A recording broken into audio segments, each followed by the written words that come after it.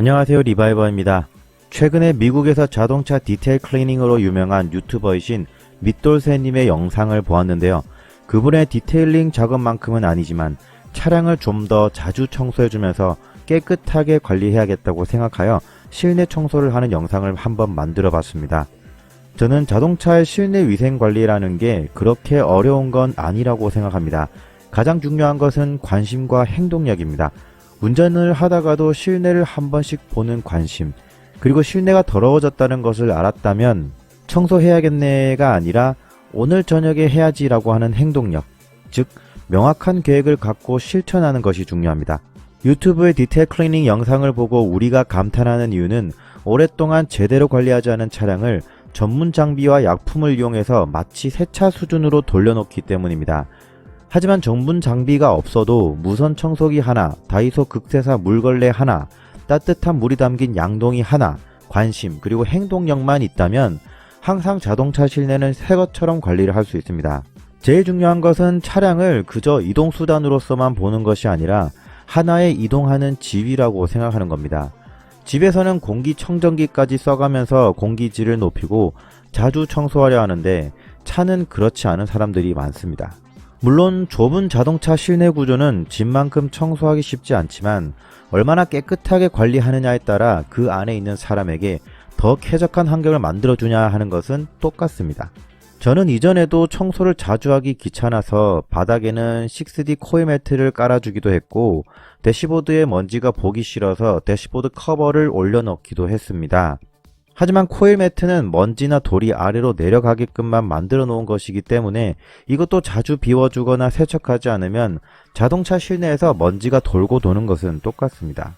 대시보드 커버도 겉으로는 먼지가 없게 보이게 할 뿐이지 이것도 주기적으로 털어져야 합니다. 그런데 이런 제품을 올려놓고 나면 털 생각을 거의 안 하죠. 막상 눈에 보이는 건 더러워 보이지 않으니까요. 반면 순정 상태는 조금만 더러워져도 확실히 티가 납니다. 그래서 저는 차라리 이번에 주문한 신차는 순정 상태 그대로 코일 매트 없이 대시보드 커버 없이 운전하고 자주 청소를 해주기로 했습니다. 당연한 얘기지만 순정 상태가 실내가 더 깔끔하기도 하고요. 청소를 제일 먼저 해준 건 트렁크입니다. 순정의 트렁크 커버는 먼지를 털어내도 잘 떨어지지 않는 것들은 이렇게 무선 청소기로 흡입해주면 말끔하게 없어집니다. 바닥은 이렇게 무선 진공 청소기로 청소하면 되고 내장재는 다이소 극세사 수건을 물에 적시고 짜낸 다음에 닦아줬습니다. 트렁크 측면에는 이렇게 통풍구처럼 생긴 게 있는데 어떤 역할을 하는지는 모르겠습니다. 이런 틈새도 꼼꼼하게 닦아내주시면 좋습니다. 세차용 물걸레는 개인적으로 유리 닦는 용, 실내 닦는 용, 실외에 닦는 용 이렇게 3개 정도로 구분합니다. 실외에 닦는 용을 절대 실내용으로 쓰면 안 되는 게 바깥에 묻은 먼지 자체가 더 더러운 것도 있지만 실외에서 쓰던 걸레에 미세한 돌 같은 게 묻기도 하고 그걸로 실내를 닦으면 스크래치가 생길 수 있기 때문입니다. 청소를 하다 보면 곳곳에 이렇게 애들이 먹다가 떨어뜨린 비타민 같은 게 있기도 합니다.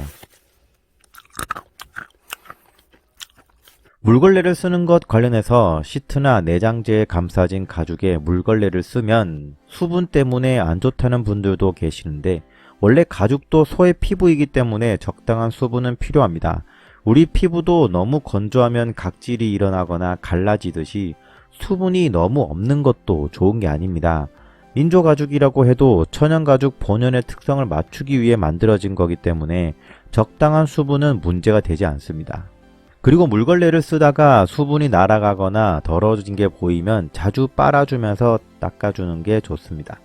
청소를 하면서 느낀 게 소렌토는 외관 디자인은 참 세련되었는데 실내 인테리어는 모하비에 적용했어도 이상하지 않을 만큼 좀 투박하다는 느낌도 들었습니다.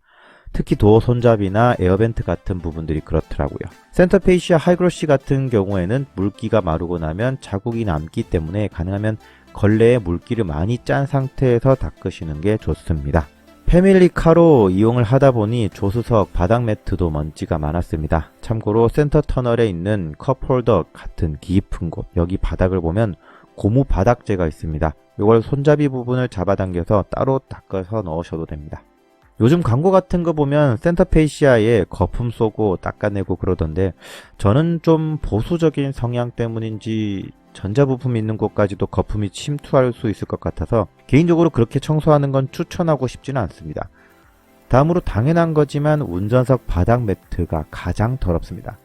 그런데 또 가장 청소 효과가 확실히 나오는 부분이라서 청소하는 맛이 납니다. 도어를 닦을 땐 손잡이 안쪽까지 닦아주는 게 디테일입니다. 그리고 헤드업 디스플레이가 있는 차량은 불빛 비춰주는 곳은 물걸레로 닦으시면 안 됩니다. 그리고 사람들이 실내 청소를 해도 잘 안 하게 되는 부위가 바로 센터 콘솔 양옆에 시트로 가려진 부분입니다.